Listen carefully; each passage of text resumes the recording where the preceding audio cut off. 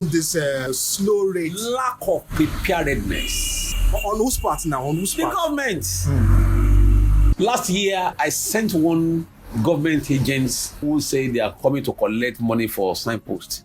I sent him away out of this office. I said, come, my signboard, come and remove it. I don't need it. I said, a government that want to collect different kind of taxes from me, give enabling environment for business. You are not giving enabling environment for business. You want to collect my money. That's not how it's done. It's not done that way. Why we have so many Nigerians cutting corner is because there is no enabling business environment. Go to bank. As a businessman, say you want to take a loan. If you successfully get a loan from the bank to execute any project, it is the bank that will serve all your life. What do you think the government needs to do to create an enabling environment for people or for businesses to thrive as they ought to? It's very simple. Myself and one of my colleagues in the office yesterday were talking about, and I don't, because this is a recorded program, I'm not going to mention a particular company that came out so big last year with a product. Came out so big, did big balls all over the city. And I was asking, I said, where is that company now? It's dead.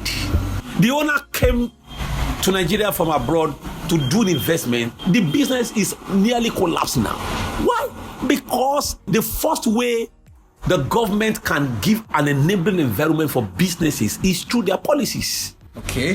Through policies, encourage indigenous company to survive.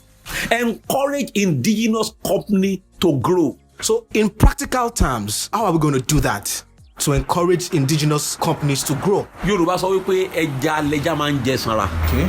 You know, I'm going to say this in two ways. Governments, as it were, don't really have 100% blame. But I will say, I'm going to blame the 90%. I'm the head of a family. If my daughter comes around and say, Daddy, this is good for this family.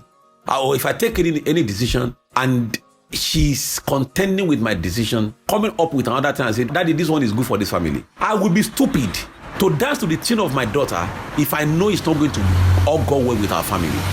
Now, if the government come up with a policy and some people from a quarter is now shouting and say, hey, government wants to kill us. Now, if you look at it, if this is good for your country, you turn a deaf ear. The other time the government shut borders, some Nigerians were shouting. If you know that shutting borders, not allowing some product to come into the country will definitely help local investors and local goods to survive, to grow up, why do you have to listen? Why? You see, the policies of the government is so important to make. Let me tell you one thing you don't understand. Nigeria as a country, that is a country that I've lived the better part of my life. Is so blessed. I don't see what is in America. Honestly, I don't see what is in America.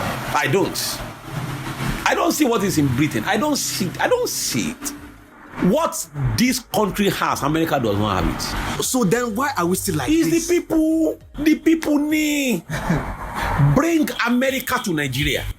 Nigeria will become America in 10 years. Take Nigerians to America. America will become Nigeria in 10 years. It's the people. I'm telling you. Then what can we do to effect change in people?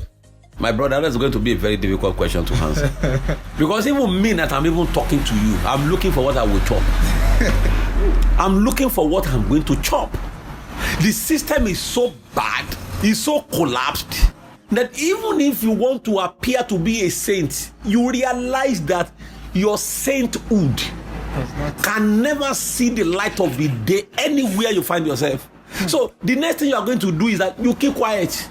If you don't want to join them, you keep quiet. If you talk too much, they will assassinate you. They will just execute you. I have seen a friend that was posted somewhere in an office. The people in the office call them and say, they tell us that the New Yorker, where you have the, you know they collect bribe. You know they do embezzlement. You know they do wuru here. Please, this is the game plan. Tell the people that brought you to take you back, or else your children will become fatherless. They told him to his face, your children will become fatherless. They will kill him. Which also raises the question of corruption. As it is now, Nigeria is still battling with corruption at the moment. It's our virus we are battling with. So what we done to clear this virus? I don't know. because people have brought between husband and wife, there is corruption. Somebody was telling me, a friend was telling me something on Sunday. I was mooning ahead. He told me, he said, even church, board of trustees of church are stealing from church accounts. But then I want to ask something. Why is it that we have looked at this virus that has eaten up Nigeria for so long? Let me tell you what is going to eliminate corruption in this country. Two things that can eliminate corruption in this country. Number one, let there be a law in this country that whosoever steals public money dies immediately. See, corruption is evil. He doesn't listen to reasoning. He doesn't listen to negotiation. Are you hearing me? What corruption listens to is back-to-back violence. The only solution to evil is violence. I've said it on here several times. You don't call people who are evil and say, let's sit around table and begin to negotiate. No, you fight. It's fights. Everybody will sit up. Capital punishment. Then secondly, I said it on radio on Sunday, bridge the gap. If you go abroad, a poor man will ride the same car that a big man will ride. That is no big deal. If you see the house that Bill Gates is living in America, it's a rented apartment. Value. A rented apartment. He does not have a house of his own. All his money is committed to charity. Value. See, until we are able to bridge this gap between somebody is rich and somebody is poor, and you know that the only difference between a rich man and a poor man is little naira, then a poor man will not see himself as being disadvantaged and say, I want to ride that car by all means. I want to live in that house by all means. I want to be like that man by all means. So he now begins to look at crooked ways to do it. If those two things can be done, I'm telling you, EFCC, I can say it anywhere, is not the solution to end corruption in Nigeria. If EFCC will do it, Obasanjo created EFCC more than 16 years ago. There's still corruption. Inside the EFCC, there is corruption. Away from the corruption issue now, it's this issue of oil. Our oil, it's looking more like oil is the only thing that we have, whereas we have other resources, most especially human resources. We have Nigerians who are well-to-do, who are creative, who are doing well in all spheres of life. We have other sectors. Our mineral resources is still dilapidated. We don't have enough attention on that, and it's looking like oil. And as it is now, the value of oil seems to be dropping. So the question is that we still have policies that are not helping. Like you said, we still have some policies that are not helping indigenous business to grow. Now, on the part of citizens, what do you think can be done to also ensure that they are not disadvantaged? Since we have looked on the side of government, what can we do looking at the side of the citizens? You see, where we found ourselves, the government pushed us into it, unfortunately. Oil boom in 1979, when oil was discovered in Holo-Ibiri, and in Delta states.